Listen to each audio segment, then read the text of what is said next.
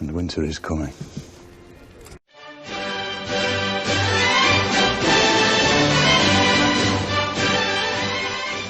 Hey, welcome to Half the Battle, and welcome back, my friends, to Winter is Coming. Oh yes, all of December we're looking at winter and Christmas-themed G.I. Joe stuff. Now, the G.I. Joe comic never really did any Christmas-themed stuff, but the UK's Action Force comic did. And today we're taking a look at one such story called Nuclear Winter. Or should I say, Nuclear Winter is Coming. This story was originally part of Action Force Monthly issue 8, but was reprinted as part of the US European Missions issue, also 8. Weird coincidence. It's interesting that they didn't bother to localize it for America, as it's just a straight reprint, so Action Force is still called Action Force. I'm assuming Marvel didn't want to pay anybody to change it, well, except for the cover. Speaking of the cover, it shows an odd couple, Destro and Flint in a snowcat plummeting to their doom with Destro asking what Flint wants for Christmas, and he wants to, not be dying. An ejector seat, a parachute, wings. Good to see they can still banter when death is imminent. The opening page shows a plane crash in Greenland. well, the flashback of one anyway. As it's just Hawk narrating what happened. It had Alec Gilmore on it, a guy who invented a new stealth nuclear cruise missile, codenamed Project Omega. And it's something that Cobra really wants their hands on, specifically Destro wants it for his Mars company. That's why they hijacked the plane, but something went wrong since it crashed. Hawk sends Flint out on Christmas to recover the project plans and or Gilmore himself. He'll be racing Destro there though. Once in Greenland, Iceberg says that they'll have a white Christmas, and doesn't Flint just look thrilled? Before he can even settle in, the base comes under attack by Fangs and paratrooping snow serpents led by Destro. And hey, it's nice to see the air defense being used. That thing never shows up in any fiction. During the firefight, Flint goes after Destro. Yeah, they've got this whole rivalry thing going in the Action Force comic that I can't get into here. But he manages to steal a snowcat. You'd think those things had keys, but some military hardware actually doesn't, so I'm not gonna complain too much here. Flint and Iceberg give chase in their own snowcat, with the letter saying he'll need an experienced snowcat driver. Wouldn't that be Frostbite and not you? You know, the actual snowcat driver. They lose contact with their home base, and a little later the snowcat has gone as far as it can, I guess. Yeah, it's not really explained. Iceberg goes back on foot to get reinforcements while Flint goes on. He finds the stolen snowcat rolled over, but no Destro. Destro is in fact trying to steal Flint's snowcat now. They should really start locking those things. Flint tries to shoot him, but accidentally hits the fuel tank, blowing the cat up. Nice move, dumbass. With no ride, they are forced to work together if they want to survive. They have to get the other cat upright again.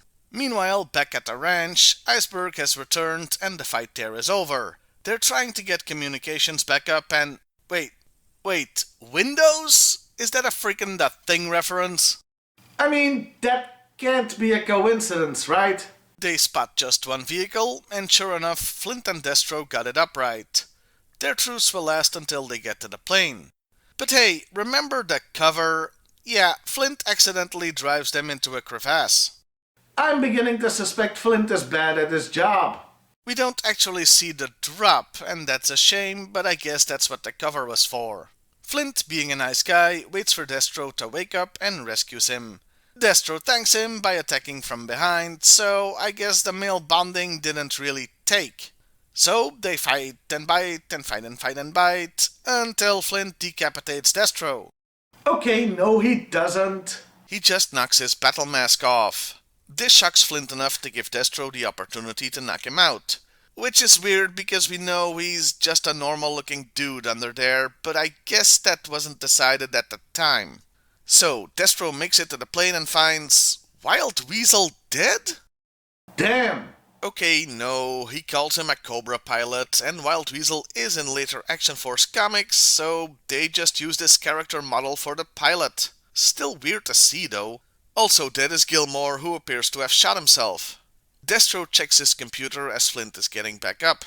The late Mr. Gilmore has left a message for whoever finds it. He has erased the last blueprint from the files, but knowing Cobra would torture him and knowing he would break, he chose to kill the pilot and end it himself.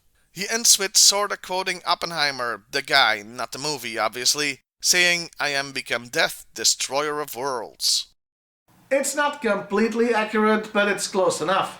Just then, a pissed off Flint arrives asking Destro what's the last thing he's going to see before he dies.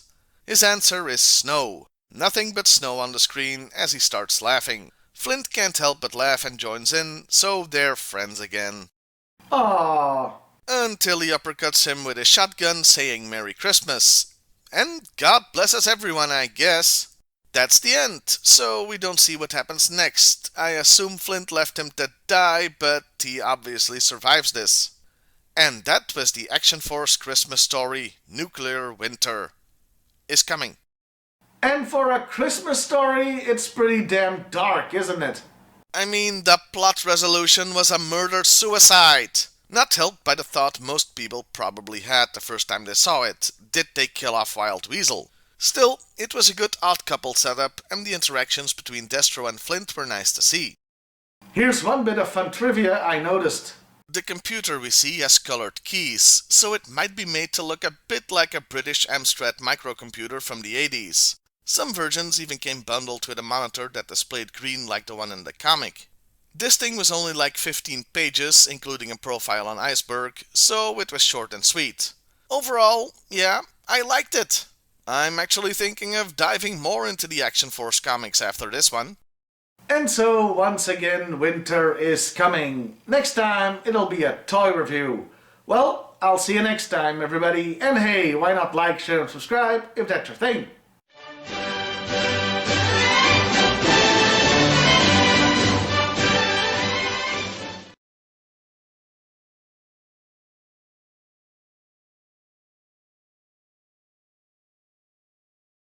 Oh, the weather outside is frightful, but the toys are so delightful. And since we've no place to go, G.I. Joe, G.I. Joe, G.I. Joe.